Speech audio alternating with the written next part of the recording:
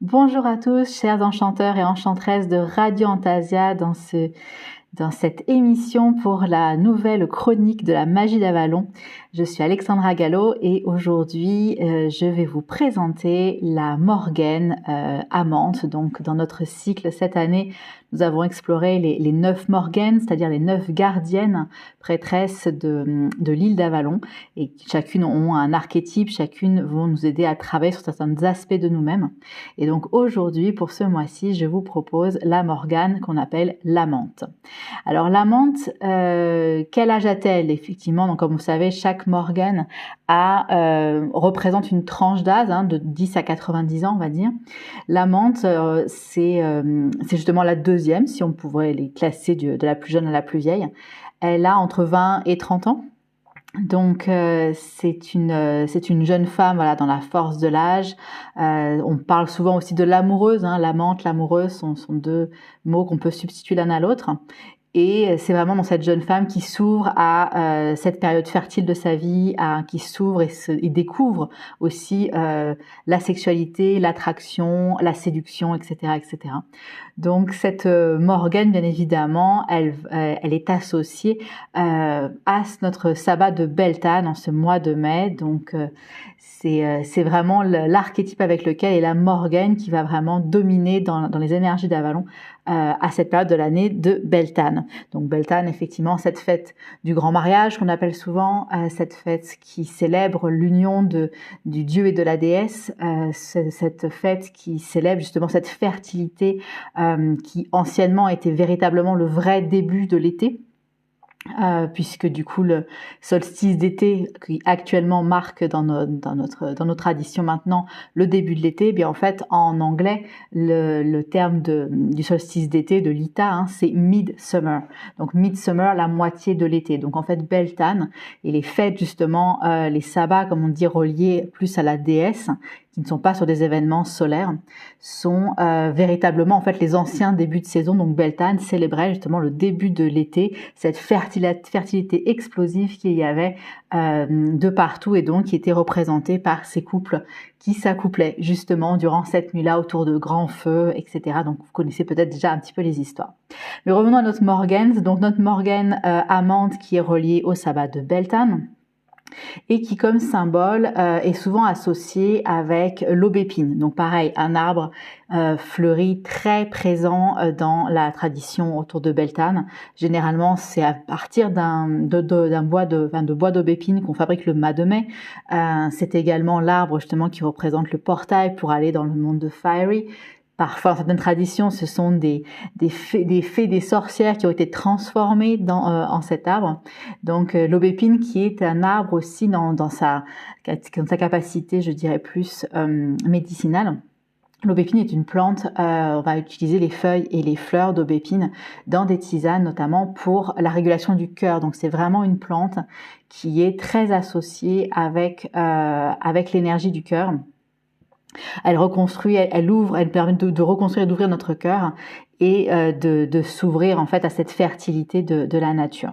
Donc la menthe est très reliée avec cet arbre de l'aubépine, également avec l'animal de la jument.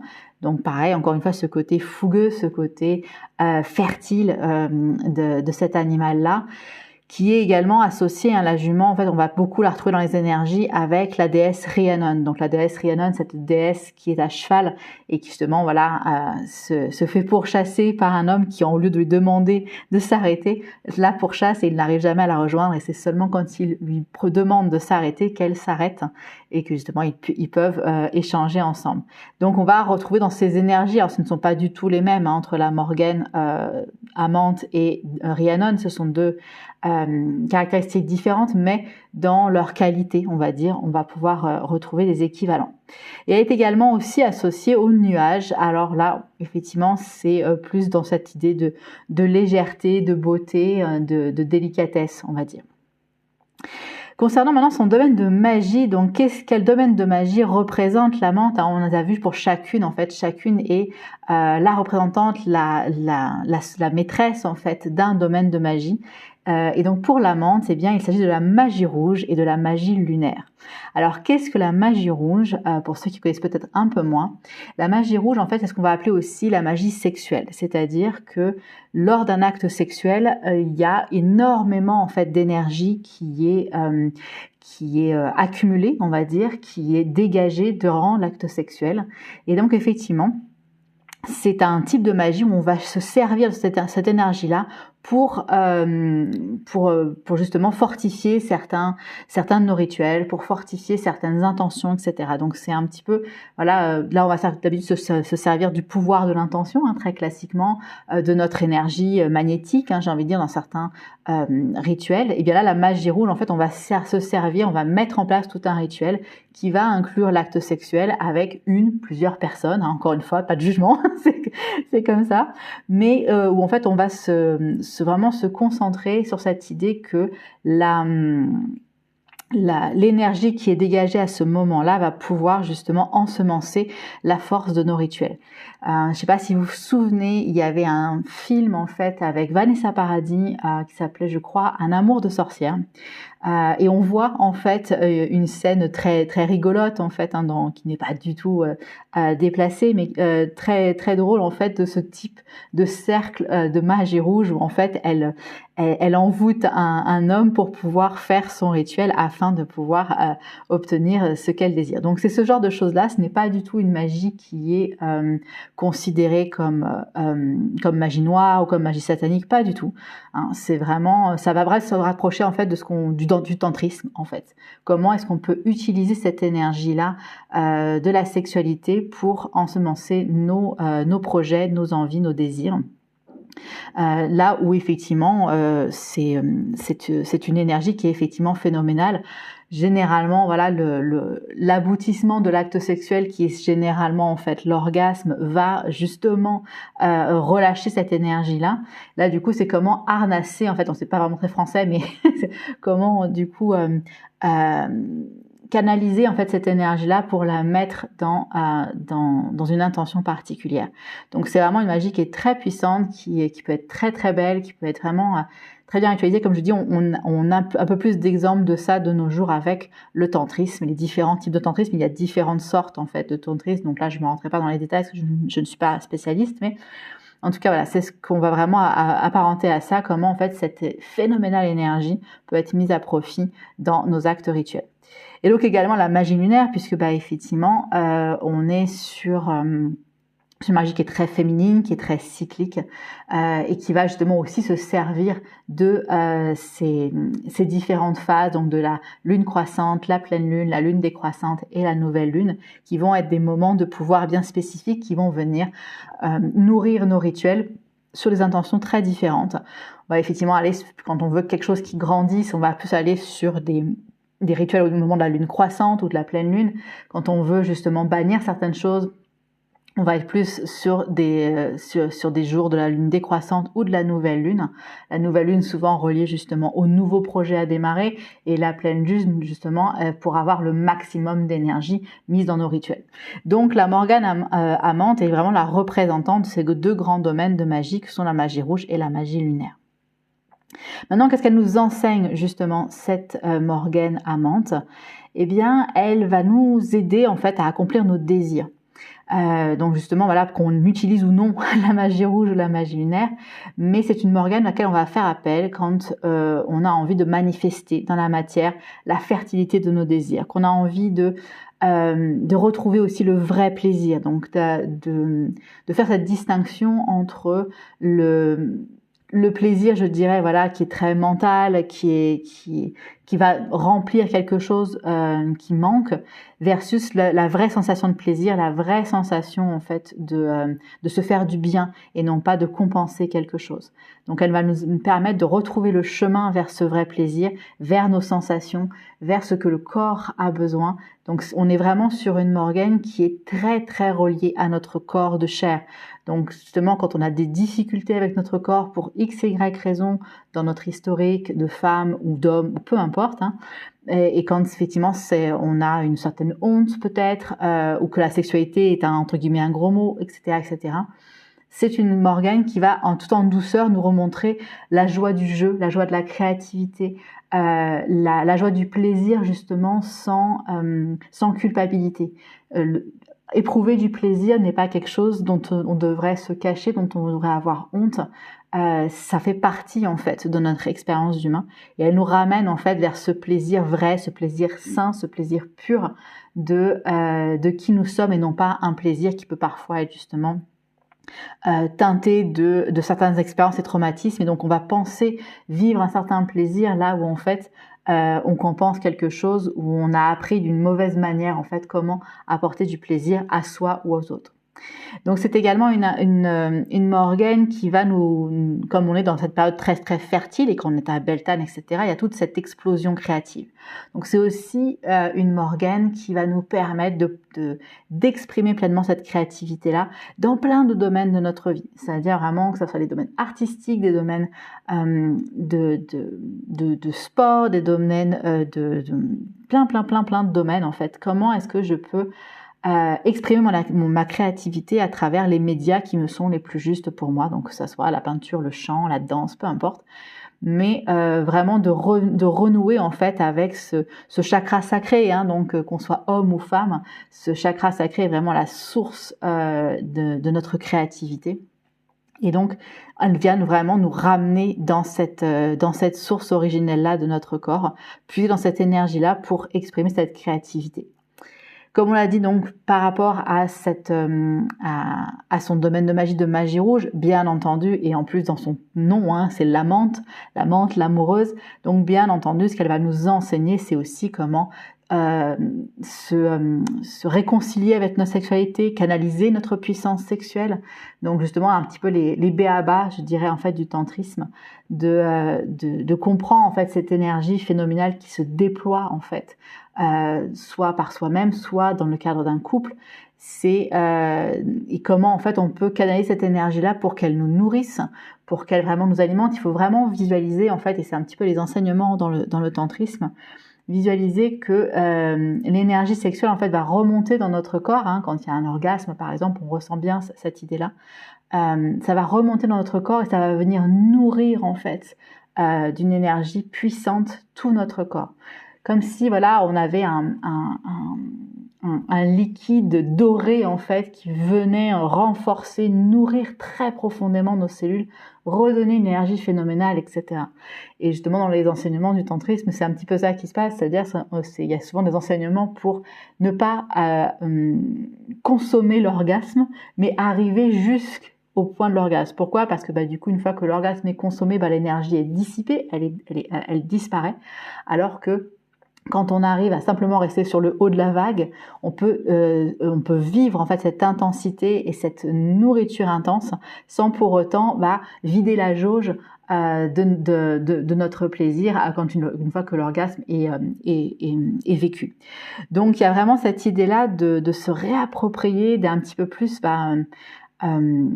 ressentir en fait cette sexualité, et encore une fois voilà, pour se détacher de toutes ces injonctions de honte, de culpabilité, de le sexe c'est sale, etc., etc. Toutes ces injonctions-là qui sont très très négatives, qui sont très délétères en fait pour beaucoup de personnes, qui poussent justement beaucoup de personnes à aller vers des dérivations en fait, parce que du coup il y a quelque chose qui n'est pas vraiment exprimé, exploité. Et donc on s'éloigne justement du vrai plaisir, parce qu'on nous a appris que avoir du plaisir juste tout simple, c'est quelque chose qui est honteux. Donc là, c'est vraiment avec cette Morgane-là, vous allez pouvoir vraiment guérir en fait cette vision de sexualité, lui demander de son aide justement pour retrouver une écoute de son plaisir qui est la plus pure possible qui soit, parce que c'est la vôtre, parce que nous sommes tous nés avec cette potentialité-là, donc de se débarrasser de certaines croyances limitantes qu'on peut avoir par rapport à ça. Et donc avant effectivement parfois d'arriver au stade du travail de canalisation de sa puissance sexuelle, ça peut tout simplement au départ commencer par honorer le temple qu'est votre corps. Et ça c'est pareil, c'est quelque chose où on n'est pas habitué dans nos sociétés à prendre soin de notre corps.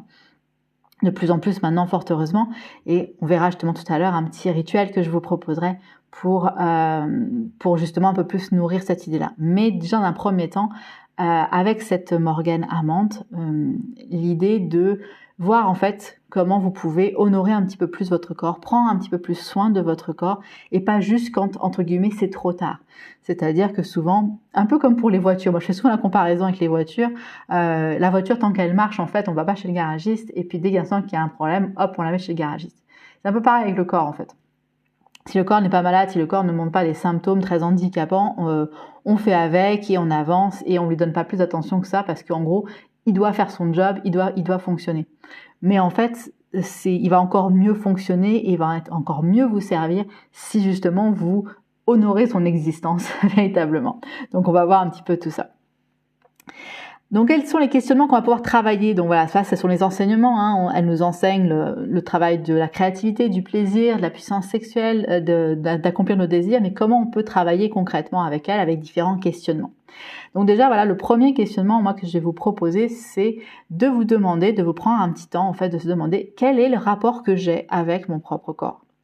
Est-ce que, voilà, comme je disais, c'est quelque chose, c'est une machine qui avance et puis basta? Ou est-ce que je vois qu'il y a des zones de mon corps qui sont peut-être compliquées pour moi à regarder ou à toucher ou quoi que ce soit? Est-ce que il y a des est-ce que voilà, je veux qu'il avance, peu importe ce qui se passe pour lui, et je fais pas cas forcément de ses énergies, de ses besoins du moment, ou est-ce qu'au contraire, là, je suis à l'écoute à mes besoins. Donc encore une fois, il n'y a pas de jugement, il n'y a pas de je fais les choses bien ou pas bien, c'est pas ça du tout l'idée en fait. L'idée, c'est vraiment d'avoir un questionnement objectif, comment je suis en rapport avec mon corps. Est-ce que c'est facile pour moi d'être en contact avec mon corps? Est-ce que c'est compliqué? Si c'est compliqué, quelles zones sont compliquées? Est-ce que c'est global? Est-ce que c'est parce que j'ai pas appris à écouter les différents signaux, etc., etc. Et donc de faire vraiment ce petit travail de détective, mais je dirais avec le plus de bienveillance possible. Encore une fois, l'idée n'est pas de s'auto-flageller. Donc l'idée, c'est vraiment de faire ce petit pas à pas pour progressivement revenir à cette conscience de oui, j'ai un corps, oui, je peux m'en occuper, oui, je peux écouter ce dont il a besoin et y répondre. C'est vraiment ça, en fait, ultimement, qui va faire la différence quand on va pouvoir travailler de concert avec son corps. L'autre questionnement qu'on peut travailler avec cette Morgane, c'est est-ce que j'honore mon corps ou je laisse les autres transgresser mon corps? Et là, c'est pareil, c'est pour ça que je disais tout à l'heure, il y a beaucoup d'historiques parfois en lien avec la sexualité, donc c'est pas toujours évident de faire ça soi-même. Donc je vous encourage aussi à pouvoir contacter des personnes, des thérapeutes ou même simplement des amis proches autour de vous qui ont cette oreille bienveillante et cette écoute bienveillante. De savoir en fait à quel point peut-être dans mon histoire, consciente ou non, de cette vie ou d'une autre, j'ai laissé les autres transgresser mon corps.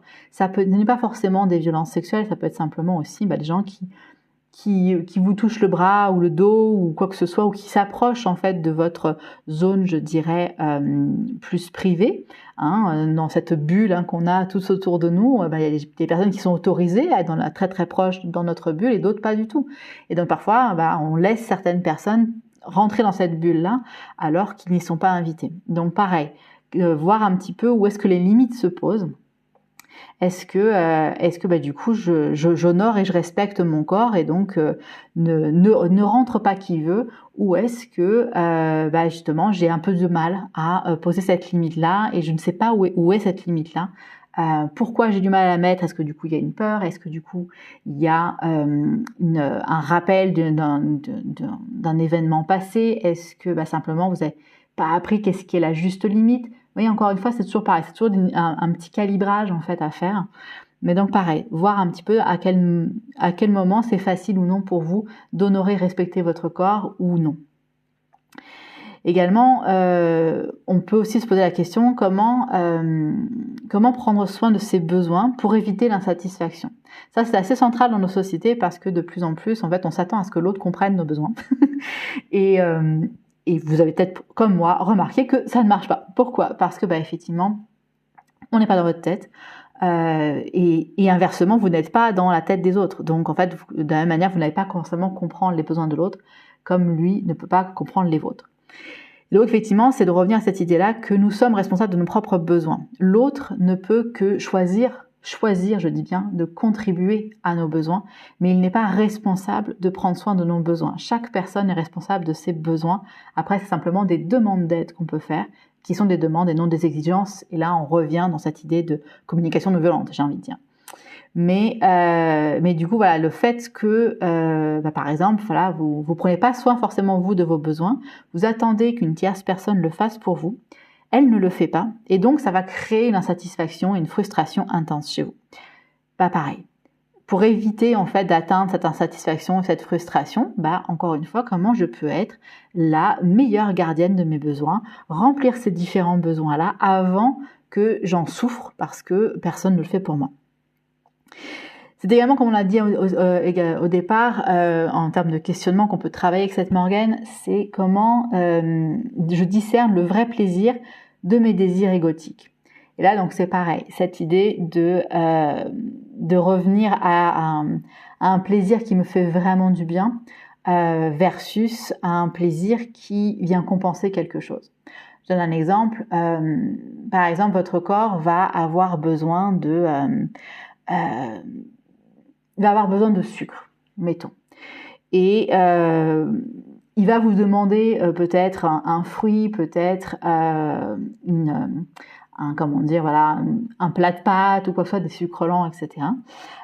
Et vous, en fait, parce que le sucre est associé aussi à ce manque de douceur, ce manque d'amour, etc., vous allez vous jeter peut-être sur des bonbons, sur du Nutella, sur des choses, en fait, qui sont des mauvais sucres, entre guillemets. Là, encore une fois, je cherche pas du tout à culpabiliser quelqu'un par rapport à ça. Donc, si vous aimez les bonbons et le Nutella, je ne vous juge pas. Et au contraire, moi, je fais pareil. Donc, voilà, encore une fois, beaucoup de compassion avec tout ça. Mais c'est juste pour vous faire comprendre, en fait, la distinction. Le vrai plaisir, le vrai besoin, en fait, de votre corps, c'est d'avoir effectivement un peu de sucre, mais un sucre qui est facilement assimilable pour lui et qui va pas dégrader quoi que ce soit dans votre corps. Si vous donnez un sucre qui vous fait plaisir parce que du coup vous avez besoin de gros chouchous d'amour, etc., avec une grosse cuillère de Nutella, ça va lui apporter le sucre, oui, mais avec des choses en plus qu'il devra gérer. Et donc c'est là en fait qu'on fait la petite distinction entre le vrai plaisir, le vrai besoin, ce qui va vraiment nourrir et renforcer le corps, versus le plaisir en fait qui va être momentané et qui après coup va vous faire sentir plus mal. D'ailleurs, vous avez peut-être remarqué, parfois on se laisse aller avec la grosse cuillère de Nutella, mais quelques minutes, heures plus tard, après, vous avez de la culpabilité, vous avez de la honte, vous avez plein de choses. Bref, on voit que ça remplit pas en fait un vrai plaisir, ça remplit simplement un désir déséquilibré, égotique, qui a eu pas mal de blessures à compenser. Et encore une fois, beaucoup de compassion avec ça, c'est ok de passer par ces phases-là, et c'est ok de pas être parfait, personne ne l'est de toute façon. Donc voilà. Mais c'est pour donner cette distinction. Et enfin, dernier questionnement qu'on peut travailler avec cette Morgane, c'est comment poser ses limites dans ce que je donne aux autres. Donc là, effectivement, on est sur cette Morgane qui nous apprend en fait à ce plaisir, ses désirs, etc. On l'a vu tout à l'heure, comment j'honore et respecte mon corps et comment les autres peuvent transgresser ces limites. Donc voilà, c'est un petit peu cette idée-là. Comment est-ce que je suis avec mes limites? Est-ce que c'est facile pour moi de poser des limites? Ou au contraire, est-ce que c'est compliqué? Est-ce qu'il faut que je donne toujours énormément aux autres pour être sûr de bien faire et pour pas me sentir mal après coup? Mais là, pareil, c'est un symptôme en fait qui indique qu'il y a quelque chose qui a été mal associé en fait dans votre système de croyance, dans votre vision. Si vous avez besoin de tout donner aux autres plutôt qu'à vous, c'est un apprentissage, je dirais, une croyance limitante qui est à la source de ça. Et c'est sur ça après que du coup, par vous-même ou avec différents thérapeutes, vous allez pouvoir travailler sur ces aspects-là. Mais déjà de simplement se poser la question en fait, comment je pose mes limites dans ce que je donne aux autres? Est-ce que c'est facile ou pas facile? Est-ce que c'est plus facile avec certaines personnes qu'avec d'autres? Voilà, donc pour un petit peu affiner au fur et à mesure et comprendre en fait le mécanisme de votre propre fonctionnement, de tout ce qui est à même de vous donner des informations. Donc maintenant, comment est-ce qu'on va pouvoir travailler donc au-delà de ces différents questionnements auxquels on va pouvoir répondre dans votre grimoire, etc. comment on va pouvoir travailler concrètement avec cette morgane amante? Eh bien, donc déjà, comme d'habitude, vous pouvez créer sur votre autel ou des petites représentations qui vont vous aider, donc justement avec des branches d'aubépine, avec des couleurs assez rouges, roses, etc. Donc avec des senteurs justement assez gourmandes, assez féminines, voilà, qui sont un peu aphrodisiaques encore une fois. Donc on pourrait créer un petit hôtel comme ça pour connecter aux énergies de cette morgane amante et voir ce qu'elle a à vous enseigner à un niveau personnel pour vous. Mais du coup, ça peut être aussi pour travailler cette morgane-là, de vous initier à la pratique de la magie rouge ou du tantrisme ou de la magie lunaire. Donc de vous renseigner sur ces différents domaines de magie, de voir si c'est quelque chose qui vous attire ou que c'est pas vraiment votre tasse de thé. Mais voilà, de se renseigner un petit peu plus sur ça, de commencer à peut-être se créer des petites routines quotidiennes pour honorer votre corps et en prendre soin. Donc c'est pas forcément une chose qui doit durer extrêmement longtemps, mais peut-être 5 minutes par jour d'avoir la pleine conscience sur votre corps, de dire tiens, bonjour mon corps, comment ça va aujourd'hui, et d'attendre quelques minutes, voir quelles sont les réponses de votre corps, ce qu'il vous envoie, est-ce qu'il y a des douleurs, est-ce qu'il y a des émotions, est-ce qu'il y a des sensations particulières, etc., etc.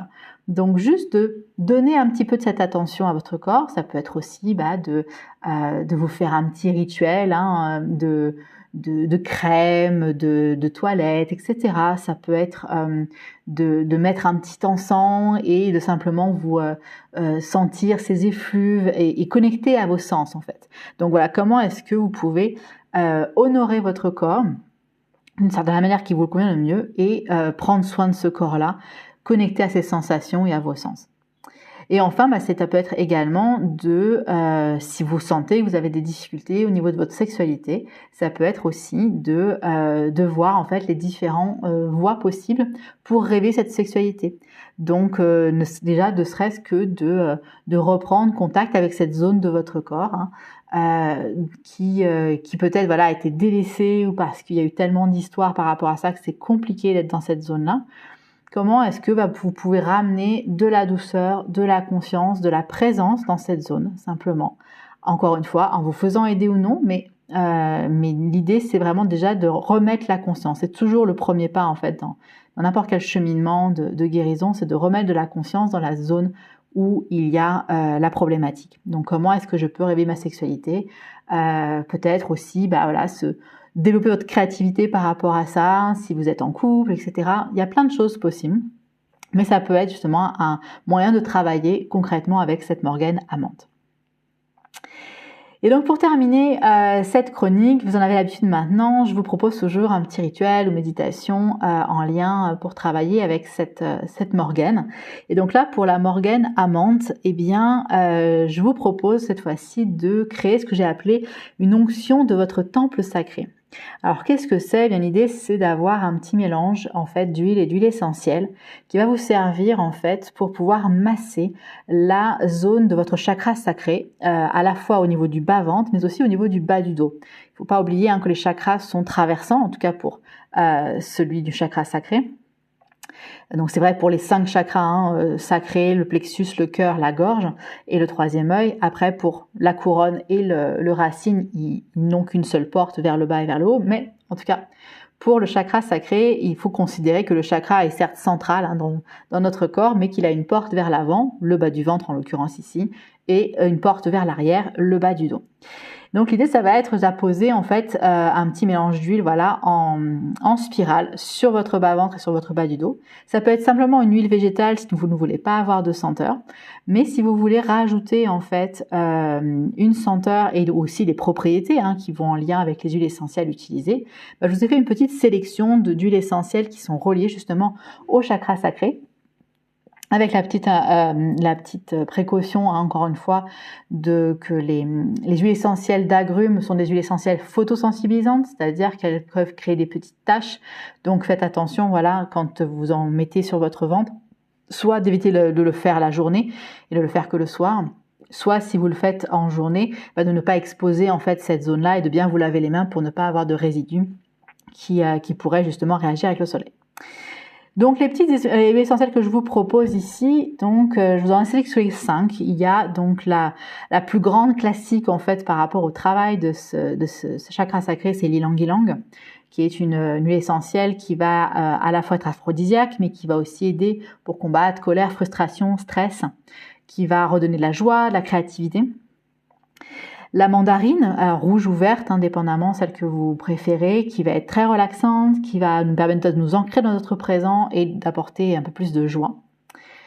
La fleur d'oranger ou le néroli, qui est une huile essentielle qui, elle, va être rassurante, réconfortante, qui va redonner du courage et de la créativité, qui va éventuellement nous aider dans des situations qui semblent sans issue.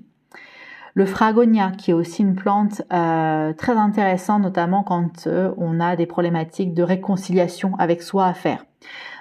Donc ça libère les énergies destructives et négatives, ça reconnecte à l'énergie féminine, et donc effectivement quand on a vraiment un conflit avec son féminin par exemple, ça peut être une très belle huile essentielle à utiliser.